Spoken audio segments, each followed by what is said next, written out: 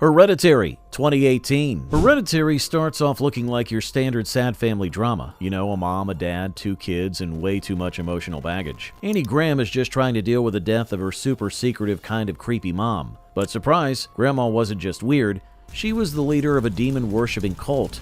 Because of course she was. At first, it all feels like a really bad family reunion gone wrong. Annie's daughter Charlie dies in one of the most jaw-dropping movie moments ever. Seriously, no one was ready for that. Her husband ends up literally going in flames, and Annie herself starts acting like she's auditioning for Possessed Moms Anonymous. She thinks she's talking to her daughter's ghost, but really, she's just playing right into the hands of a demon named Payman, one of Hell's VIPs apparently. From there, it's all downhill. The cult's plan is working perfectly. Make Annie lose her mind, wipe out the whole family, and set Payman up with a nice new body, her son Peter. By the end, Annie's floating around, cutting off her own head. Peter's jumping out windows, and the cult's having a full-on Hail Payman party in the treehouse. The demon didn't need power or fireballs, it just needed one messed up family and a whole lot of emotional trauma. Drag Me to Hell, 2009. Drag Me to Hell might sound like your typical scary movie, but it's actually a wild mix of horror, dark humor, and a serious lesson about karma and why you should never underestimate angry old ladies. The story follows Christine Brown, a kind but ambitious loan officer who makes one big mistake. She denies Sylvia Ganush, an elderly client, an extension on her mortgage. Unfortunately, Sylvia isn't just upset, she's a vengeful woman with dark powers.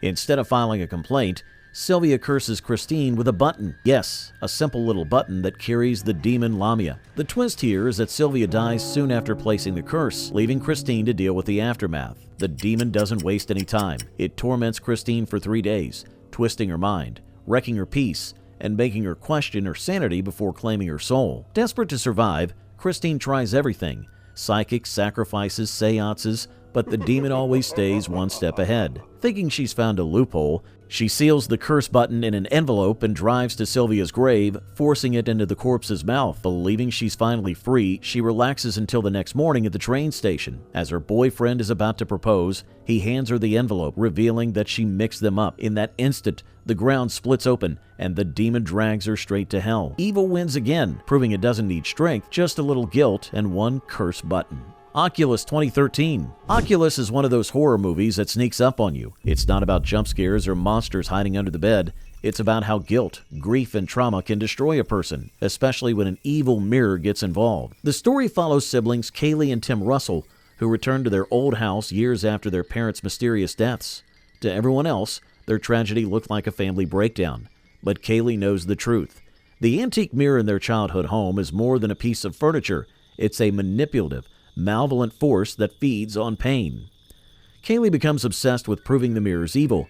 She sets up cameras, alarms, and even a kill switch to destroy it once and for all. Tim, recently released from a psychiatric hospital, just wants to move on and believes that it was all in their heads. But that's exactly what the mirror wants. It twists their memories, toys with their senses, and makes them see what isn't there.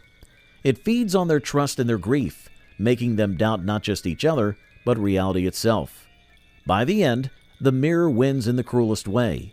Lost in its illusion, Kaylee hugs the mirror, believing she's embracing her dead mother, but in reality, she's reaching for her death. Tim, trying to save her, presses the kill switch to break the mirror, but ends up killing his sister instead. The mirror deceives him completely, leaving him alive but hollow, its next captive. The evil never needed strength or speed, it only needed their love and grief to destroy them. Oculus shows that the real horror isn't the demon in the mirror, it's how effortlessly it twists love into tragedy. Sinister, 2012. Sinister starts like a true crime thriller but quickly turns into a nightmare.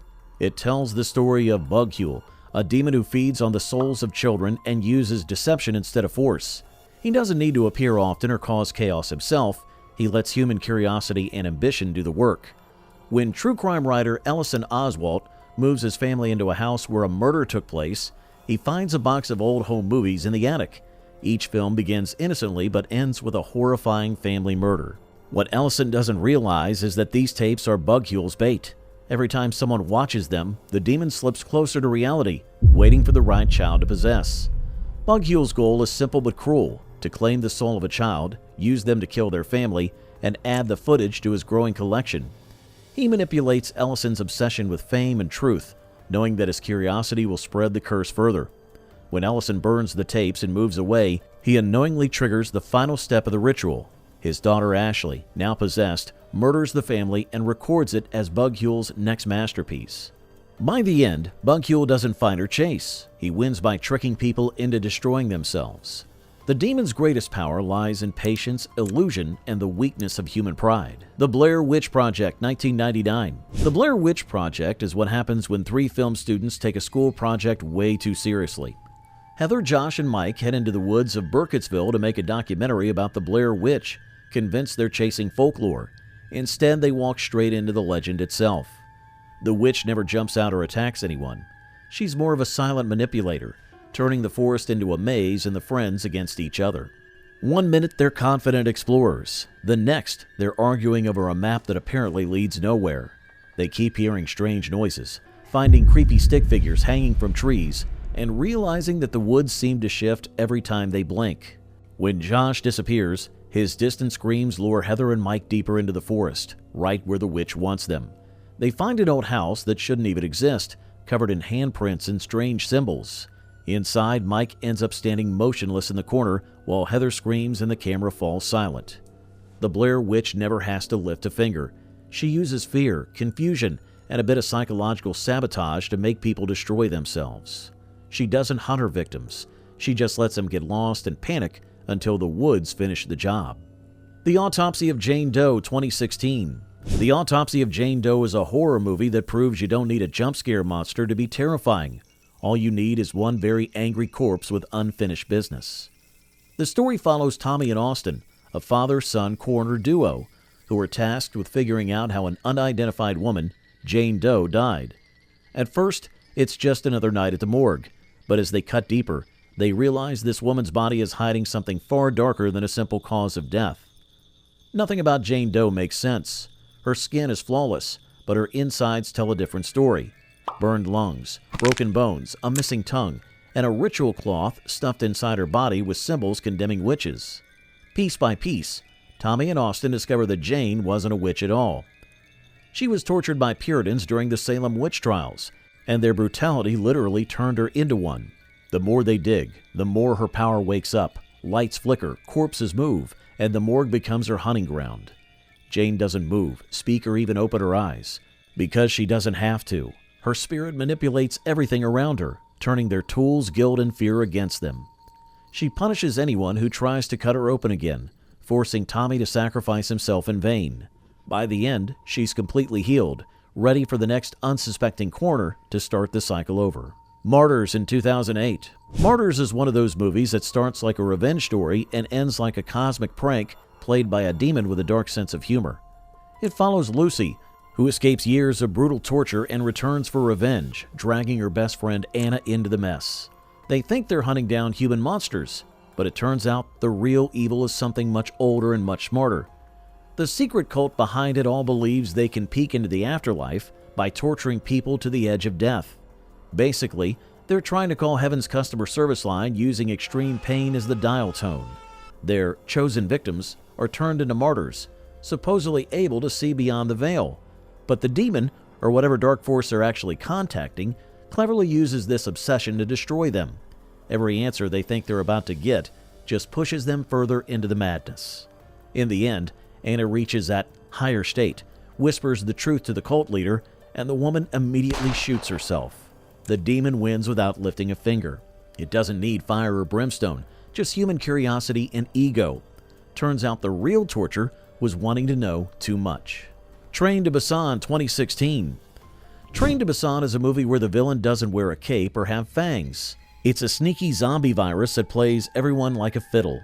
The story kicks off when a chemical leak at a factory sets loose a virus that turns people into sprinting maniacs with terrible table manners.